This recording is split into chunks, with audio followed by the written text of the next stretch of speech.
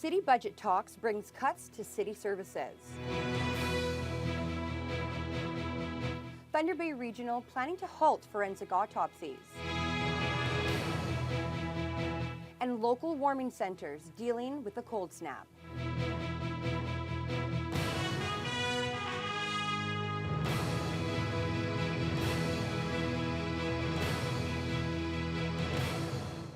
Good evening and thank you for joining us. I'm Riley McManus. Thunder Bay City Council has approved in principle the 2023 budget. It had been billed as the most difficult budget process in recent memory. And in a meeting that went well past 2 a.m., council members were forced to make some aggressive decisions to drive down the tax levy. But as Ryan Benazzo tells us, they're moves that some residents and city staff may not like. During a meeting that lasted nearly 10 hours and included a lot of talk about change, City Council proved willing to shake up the status quo to rein in taxes. Tonight it's actually hit the fan. The first major decision came when councillors directed the city manager to slash 7 full-time equivalent positions from the city's workforce by June 30th, meaning people will lose their jobs. This is not about attrition. These are existing positions that will be eliminated. That decision is projected to save the city $700,000 annually, which will be pulled from reserves this year before the operational savings kick in 2024. And residents will see service cuts next year as well, totaling another $500,000. Some signaled their unwillingness to entertain certain reductions. The community has spoken out loud and clear. They do not want reductions in snow services. The very few things that we can do to help the poor and marginalized. If it's the Muskeg Express, I'm going to light whatever hair I have left on fire. But facilities are very much under the microscope. This is the idea of doing less better than trying to do so much that we can't even take care of the city. The fate of 2 community centers has already been sealed. The decision was made to close Jumbo Gardens at the end of May, and the city won't renew its lease at Vale in the fall, a building that's owned by the District Social Services Board. I'm asking for $1 million out of this. Council also opted to kick the can down the road by transferring $1 million from reserves directly to the tax levy at the behest of at-large Councillor Trevor Gertuga without identifying associated operational savings. This despite the strenuous objection from the budget chair and a warning from the city treasurer. The next year tax levy, which we've already indicated will be north of 5.7%, with what we know today, will be another 0.5 higher. The 2023 tax levy hike has been reduced to 5.07% overall and 4.48% after growth. That's a 1.5 percentage point decrease from where those figures were at the start of Tuesday's meeting. Under the city's current tax policy, that means a $157 increase for the median homeowner with a property valued at $218,000. Ryan Benazzo, TBT News. Also last night, a warning of sorts to the city's outside boards that council expects them to tighten their belts in the coming years.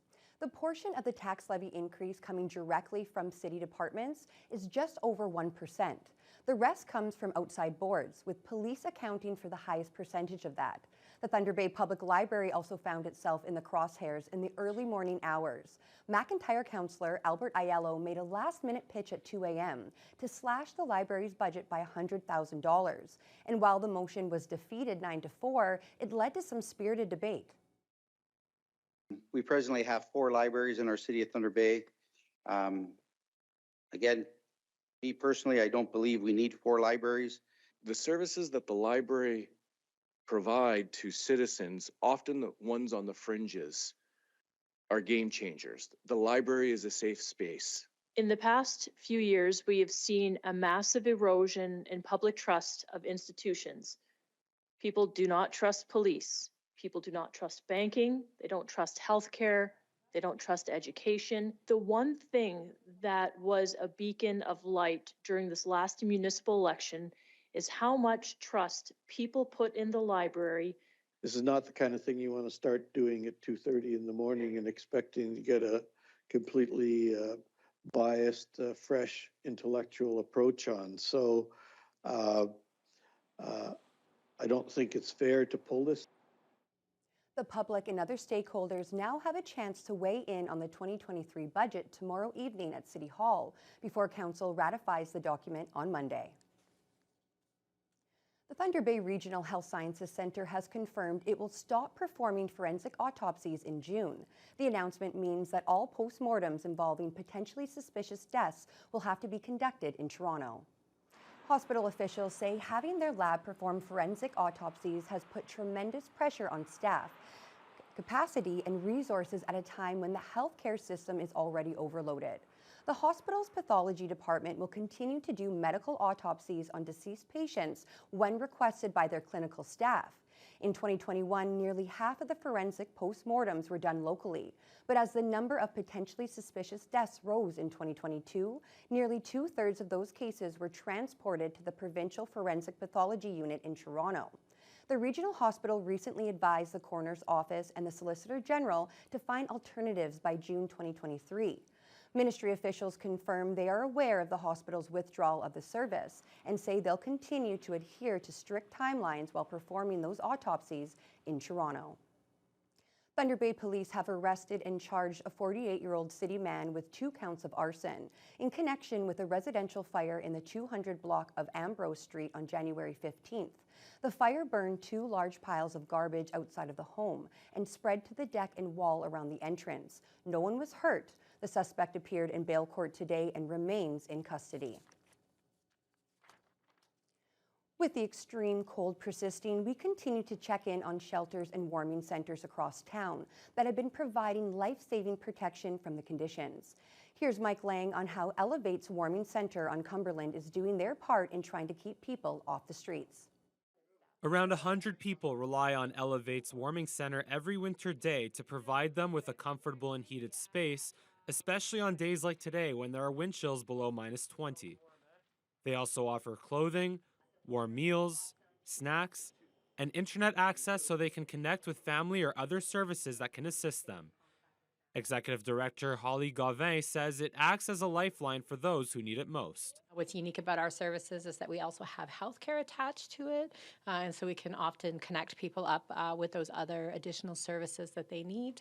And we're also part of the homeless response team here in Thunder Bay and connect people up with housing resources as well. It's one of the only places in Port Arthur that's a warming center where they feed you, where they give you mitts, clothes, everything. It's very important that we have this center. And how have they helped you? Everything, coats, boots, gloves, a job. It's a very good place, yeah.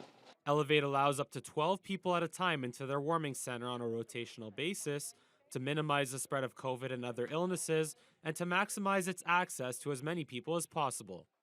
But despite Elevate's best efforts, Gauvin says there are still up to 10 people on record that are residing in tents amid the extreme cold. Well, it's a really awful situation for the folks that are out there. It's also a very scary thing for all of our frontline staff and all of our organizations who are responding to this crisis. Every day you don't know what you're going to find, and that's a really sobering thought for people. Elevate's harm reduction housing plan can offer more permanent housing to those in need, but there's a fluctuating wait list for those services. In the meantime, Gauvin calls on support from the community to continue helping them with keeping people warm. We're all pulling in the same direction. We're all trying to do our best to help support people. So continue to go through your closets, find us those blankets, find us that winter gear that might help save a life. Help us with warm clothing and with food rations. These things are all really, really helpful and keep people going during a really difficult time in their life. Mike Lang, TBT News. A grim anniversary today as Niskandaga First Nation marks 28 years under a boil water advisory. It's the longest standing boil water situation in the country. The advisory was first declared on February 1st, 1995, and when the water plant experienced problems in 2019 and 2020, the entire community was evacuated twice. Chief Wayne Muniz says the lack of clean water on the Flying First Nation has taken a serious toll on his community members, many of whom have lived their whole lives without potable tap water. We say we live in the greatest country in this world. How Canada is one of the greatest countries, one of the most richest countries in the world, and yet a First Nation in Northern Ontario is not able to access clean, safe drinking water in their homes. And that should tell Canada something. That should tell the public something. Why is that still happening today? And it's not a celebratory moment. It's not. It's actually a shameful thing to think about and to even share that we are still talking about this after 28 years. An upgrade to the community's water treatment plant was commissioned in 2020, and according to Indigenous Services Canada, the work is approaching final completion. 15 of the 33 long-term boil water advisories remaining in Canada are in northwestern Ontario. A milestone moment for Porter Airlines today as passengers boarded the inaugural flights out of Toronto Pearson's International Airport. It's a big change for the airline that has flown exclusively out of Toronto's Billy Bishop Airport for the past 16 years. Mike Walker has more. This comes after they started to roll out a new fleet of jets that will allow them to offer trips to farther destinations their turboprop planes were limited to, couldn't fly that far. That includes parts of Western Canada. Now, as you mentioned, the initial trips today included Ottawa and Montreal. Over the course of the next few weeks, they will be offering more trips, including Halifax, Vancouver, Edmonton, and Calgary. And this is really just the beginning for Porter as they plan to offer more destinations across North America. These are the most state-of-the-art narrow-body aircraft, highly fuel efficient, the quietest aircraft on the market. They have ordered 100 of these new jets, and over the next 2 years, they are anticipating that 50 of these jets will be delivered. And part of the list of destinations will include major cities right across the United States, Mexico, and in the Caribbean as well. Porter will also put an emphasis on its services in major cities in Eastern Canada, including Toronto, Montreal, Ottawa, and Halifax, to be able to offer these cross-continent trips. We spoke with a couple of people who purchased tickets for these inaugural flights first thing this morning. Positive reaction from them. They like having more options, more choices. They also see the value with Porter's fares and some of the perks that come with flying with Porter. These new jets, there's no middle seat. There's 2 seats on either side of the aisle, some more space, also comfort there for flying. Of course, free Wi-Fi on the planes and some of the meal and beverage perks that come with flying with Porter. So overall, a positive response. It'll be interesting, though, to see how this all plays out as more trips are and destinations are added. An OG Cree singer-songwriter with roots in the Thunder Bay area has been nominated for a Juno Award. Asa Nobby released his debut album last year, along with the hit single, Nomads. Now I'm here, or just me up here. The 30-year-old musician is a member of the Sandy Lake First Nation and was raised in Kaministiquia, just west of Thunder Bay. He moved to Southern Ontario to study journalism and also continued to pursue a musical career, singing with an Indigenous-owned record label in 2021. The nominees for this year's Juno Awards were announced yesterday, and Asa Nobby is one of 5 artists vying for Contemporary Indigenous Artist of the Year. The Junos will be handed out in Edmonton on March 13th, and Asa Nobby will also be one of the performers during the live broadcast. Thunder Bay's Yes No family made their game show debut last night, competing on an episode of Family Feud Canada. They managed to beat out the other family for the chance to play Fast Money and win $10,000. The Yes No's mother, Kim Bevilacqua, was feeling all the pressure as it came down to her answer for the final question. Name the time of day people usually eat brunch. 11, 13 people said 11, you got $10,000. Survey said.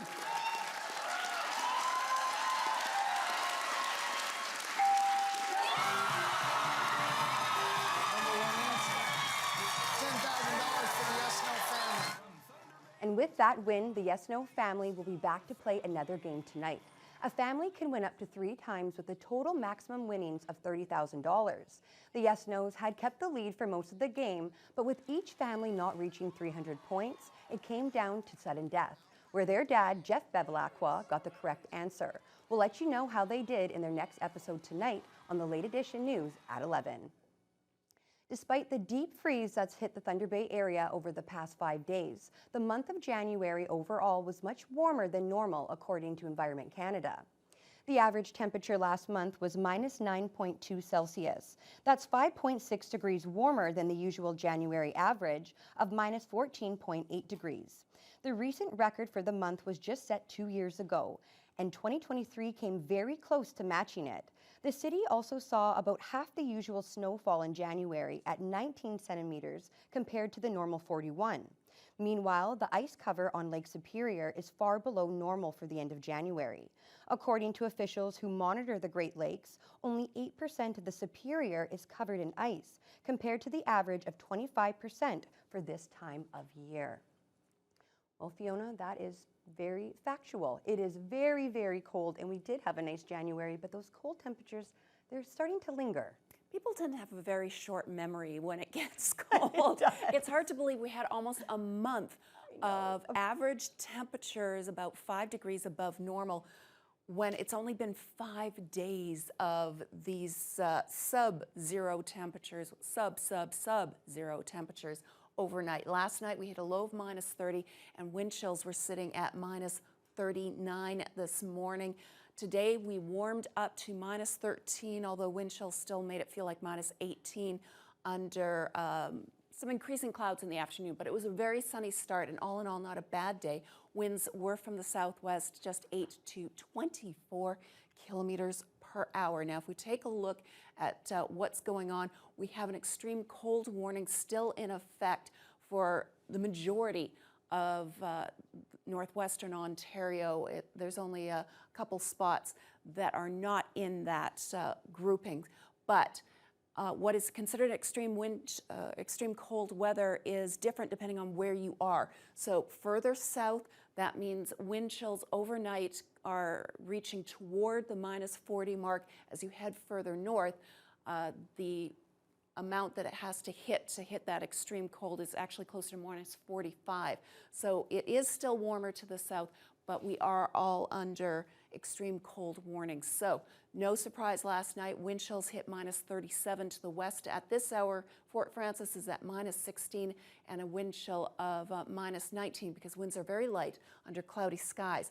But head up into Red Lake with just a few clouds there.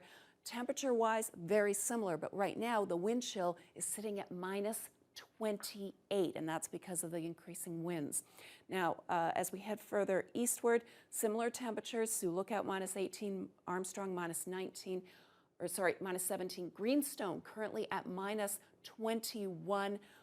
Wind chill makes it feel like minus 27, but that's practically balmy compared to the minus 47 they saw overnight for the wind chill. Marathon currently sitting at minus 14, minus 6 in Sault Ste. Marie. They had overnight wind chills of minus 23. Right now, the wind chills are making it feel like minus 14 because it's a little bit gusty, and they are preparing for some lake effect snow overnight tonight. Here in the city of Thunder Bay, we could see a couple centimeters of flurries, not a whole lot of accumulation. And temperature-wise, we're actually looking quite seasonal and almost mild compared to what we had been seeing, minus 19 and a wind chill of minus 25. But don't let Mother Nature fool you, because temperatures are going to start sliding back down in the city. That's as early as tomorrow afternoon, and I'll have more details on that later on in the newscast. Thank you so much, Fiona. I'm looking forward to those warmer temperatures. Well, today there was a funeral held in Memphis for Tyree Nichols, and that was the poor man who was assaulted by the police officers last month. Many are still in shock and calling for police reform. We'll have all those details for you as your Wednesday News Hour continues.